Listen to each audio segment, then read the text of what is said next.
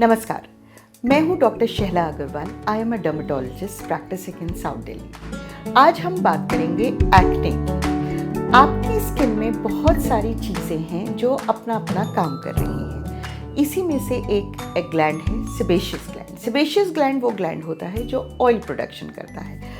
Acne या मुहासे ज़्यादातर लोगों के दिमाग में ये रहता है कि ये एक टीनेज प्रॉब्लम है। जी, टीनेज प्रॉब्लम ज़रूर है, बिकॉज जो सेबेशियस ग्लैंड हैं वो हमारी प्यूबर्टी होने तक डोमेंट रहते हैं, माने कि वो ऑयल प्रोड्यूस नहीं कर रहे हैं। जब प्यूबर्टल हार्मोन्स हमारे बढ़ने शुरू होते हैं तो वो ऑयल प्रोड्यूस करना शुरू कर देते हैं और उसकी वजह से एक्ने होने लगता है। लेकिन आजकल जो सबसे बड़ी दिक्कत हो गई है वो हो गई है अडल्ट एक्ने की। एनी एक्ने जो 25 साल से ऊपर परसिस्ट करता है उसको हम अडल्ट एक्ने कहते हैं। तो पहले हम टीनेज एक्ने की बात करते हैं। एक्ने में सेबेशियस ग्लैंड ऑयल प्रोड्यूस कर रहा है। जब वो ऑयल सरफेस पर आता है तब वो हवा के कांटेक्ट में आता है। अगर वो ऑक्सीडाइज हो जाता है तो वो ब्लैक हो जाता है, तो ब्लैक हेड्स हो जाते हैं। लेकिन अगर वही ऑयल सिक्रीट होता रहता है और पोर बंद हो जाता है तो वाइट हेड या कोमेडोन्स हो जाते हैं। जब इसमें इन्फेक्शन हो जाता है तो वहाँ पर एक्नीफॉर्म लीजन्स होने लगते हैं। दिक्कत यह है कि अगर हम एक्ने को कुछ ना करें तो वो अपने आप शायद सेटल हो जाए, लेकिन हम कुछ ना कुछ करते रहते हैं, खुजाते रहते हैं, उस पर कुछ लगाते रहते हैं, चेहरे को रगड़ते रहते हैं।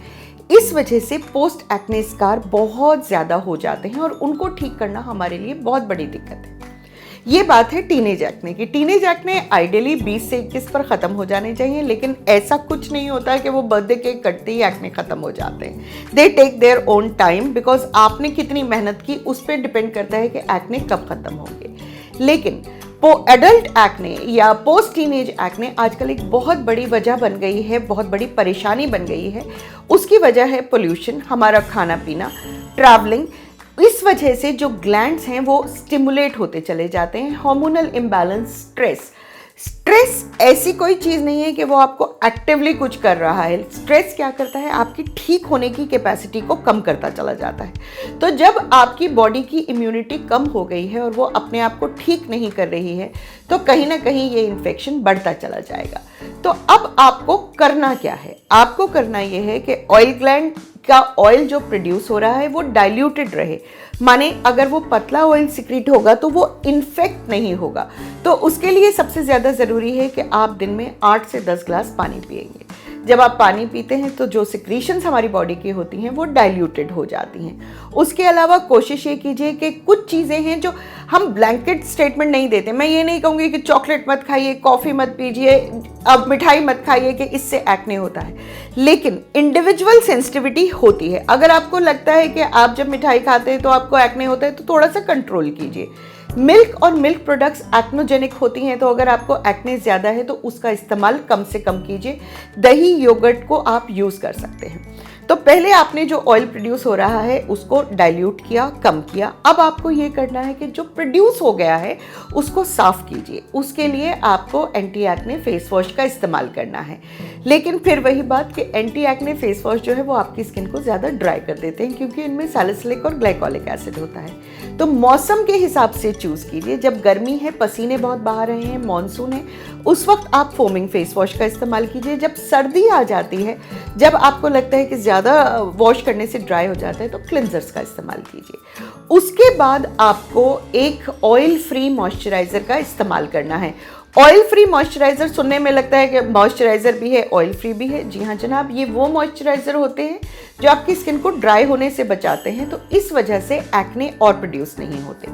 उसके बाद भी अगर आपको एक्ने हो रहा है, ये सब हमारे रूटीन होने चाहिए।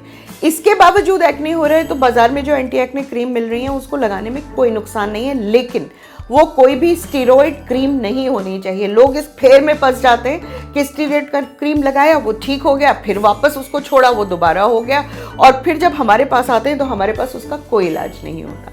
लेकिन अगर 2 से 3 हफ्ते में आपको लग रहा है कि ये आपकी एंटी एक्ने क्रीम काम नहीं कर रही है तो डॉक्टर के पास ज़रूर जाइए। और डॉक्टर के पास आपको सर्दी, गर्मी, बरसात 3 मौसम में जाना होता है, ताकि प्रोडक्ट्स उसी हिसाब से चेंज होते रहें। हफ्ते में एक बार आपको पैक लगाना है, खुजाना नहीं है, हाथ नहीं लगाना है। अगर आपके एक्ने मार्क्स छोड़ रहे हैं तो हो सकता है आपको डॉक्टर वो क्रीम्स भी दे जो मार्क्स को ठीक करे। एक्ने की लड़ाई और जद्दोजहद एक लॉन्ग टर्म चीज़ है। फ्रस्ट्रेट होने से काम नहीं चलेगा। बच्चे ज़्यादातर अपने पेरेंट्स के ऊपर भड़कने लगते हैं और बड़े फ्रस्ट्रेट होकर बैठ जाते हैं। नहीं, अगर आपने इसके लिए काम नहीं किया, ये अपने आप जाने वाला नहीं है। तो अपनी स्किन केयर को, जैसे आप रोज़ खाना खाते हैं ना एनर्जी के लिए, उसी तरह स्किन केयर ज़रूरी है आपकी एक्ने को ठीक रखने के लिए और आपकी स्किन को साफ रखने के लिए। अच्छा खाइए, अच्छी तरह सफाई रखिए, अगर कुछ हो रहा है तो इसका इलाज कीजिए। और एक्ने तो क्या, कोई भी स्किन प्रॉब्लम आपको परेशान नहीं करेगी। Keep healthy, keep smiling, keep glowing.